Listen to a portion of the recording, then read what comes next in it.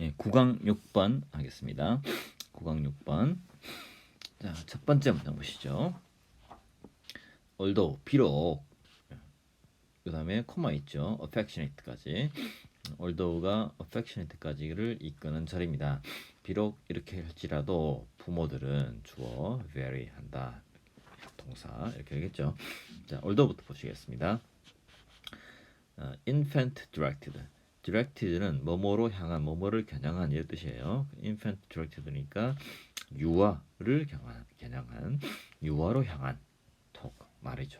그러니까 유아에게 하는 말이에요.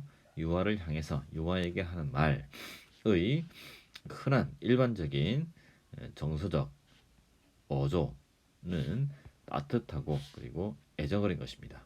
그러니까 어린아이죠. 유아한테 사람들이 말을 할 때는 대개 어떤 말이든지 따뜻하고 애정어린 어조로 그렇게 말합니다. 그런 게 일반적이에요. 그러니까 아이들한테 싫은 소리를 할 때도 그러면 안 돼 이렇게 할 때도 그러면 안 돼요 이런 식으로 따뜻하게 말을 하잖아요. 그걸 얘기하는 것입니다. 근데 나이가 조금 더 아주 어린 아이들이 아니라 나이가 조금 든 아이들 유아들의 부모는 그것을 다양하게 변화를 줍니다. 그것이 뭐죠? 앞에 있는 이모셔널 톤이죠. 아이들한테 말을 할 때 어떤 정서적인 톤으로 말하느냐, 그 어조로 말하느냐, 그걸 변화를 줍니다. 왜? 중요한 정보를 전달하기 위해서. 왜냐면 이제 애들이 좀 크게 되면 위험한 일도 생길 수 있잖아요. 그러니까 안 된다라고 말하는 것을 안 되는 것의 정보를 정확하게 줄 필요가 있는 것이죠. 그래서 안 된다고 말할 때는 좀 따뜻하고 애정어린 어조가 아니라 좀 다른 어조로 이렇게 말을 해야 된다는 것이죠. 예를 들어서 엄마가 엄마가 no라고 말을 하는데 uttered부터 intonation까지가 no를 꾸미죠. 어떤 식으로 no를 말하느냐 하면 sharply 급격하게 떨어지는 억양을 가지고 말해지는 no. 그러니까 no 이렇게 말하는 거죠. 우리말 같은 경우에는 안 돼 이렇게 말하는 거죠. 예, 급격하게 떨어지는 톤으로 그렇게 엄마가 말하는 no는 아이에게 말을 해줍니다. that 이야기 내용을 엄마가 뭔가를 disapprove 인정하지 않는구나 못마땅해 하는구나 라는 것을 아이에게 말을 해주죠. whereas 반면에 could yes could는 정답게 속삭이라는 뜻인데요. 뭐 어떻게 하는지 잘 모르겠습니다만 아마 대충 뭐 yes 뭐 이렇게 하지 않을까요? 뭐 대충 그럴 것 같습니다. 아무튼 정답게 속삭이는 yes는 승인, 인정, 찬성을 나타내는 거죠. 그래서 아주 어릴 때는 no를 말하든지 yes를 말하든지 둘 다 그냥 정답게 말했겠지만 따뜻하게 말했겠지만 나이가 조금 든 아이들한테는 no를 말할 때는 급격하게 떨어지는 톤으로 인토네이션을 말하고 yes를 말할 때는 속삭이듯이 이렇게 말을 한다. 근데 이런 식의 방금 이야기한 것과 똑같은 억양상의 퀄리티, 속성들이 엄마들에 의해서 사용되는데요. to 시그널 신호를 표시하기 위해서 나타내기 위해서 찬성 또는 반대를 나타내기 위해서 엄마들에 의해서 이런 인토네이션을 이용한 이런 속성이 사용됩니다. 그런데 이게 영어에서만 그런 것이 아니라 across languages 언어를 가로질러서 여러 언어에 사용된다는 거죠. 영어에서, 이탈리아에서, 일본어에서 사용됩니다. 그리고 방금 예를 들었듯이 우리나라 말에서도 한국어에서도 이렇게 사용되죠. 안 돼 이렇게 될 때는 그래 이런 식으로 사용한다는 것입니다. 그러니까 영어에서만의 문제가 아니다. 그다음 문장 that부터 meaning까지가 that이 이끄는 명사절입니다. 이 that절 전체가 주어예요. 이 that절 이 내용은 분명히 입증되었다 이렇게 했습니다. that절 내용을 보시겠습니다. 유아가 사용하는 거죠. intonation 억양을 엄마의 메시지의 억양을 사용하는 것입니다. 유아가 엄마의 메시지의 억양을 사용합니다. to 뭐 하기 위해서 해석하기 위해서 의미를 해석하기 위해서 엄마의 메시지의 억양을 아이가 사용한다는 것은 분명하게 입증되었습니다. 이 사람에 의해서 series of 1년 1년이라는 이야기는 연속되었다는 얘기죠. 연속된 여러 개의 기발한 실험에서 입증되었습니다. 그 다음 문장에서는 그 실험에 대해서 이야기를 하겠습니다. In one,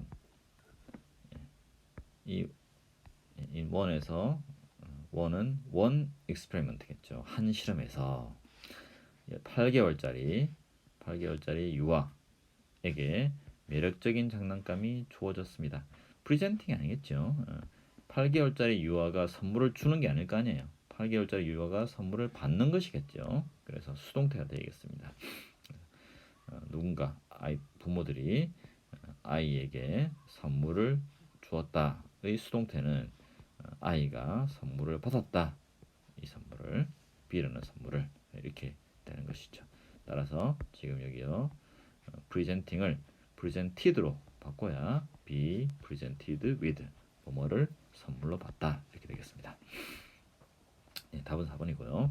아무튼 8개월짜리 아이가 선물을 받았고요. 그리고 엄마는 either A or B 구문이죠. A나 B 둘 중에 하나. 그래. 아니면 안 돼. 이렇게 두 가지 중에 하나를 말하게 했습니다. 그렇게 실험을 했더니 그 각 타입의 각 타입의 발언의 절반. 각 타입은 무슨 말이죠? yes하고 no하고 이게 각 타입이죠.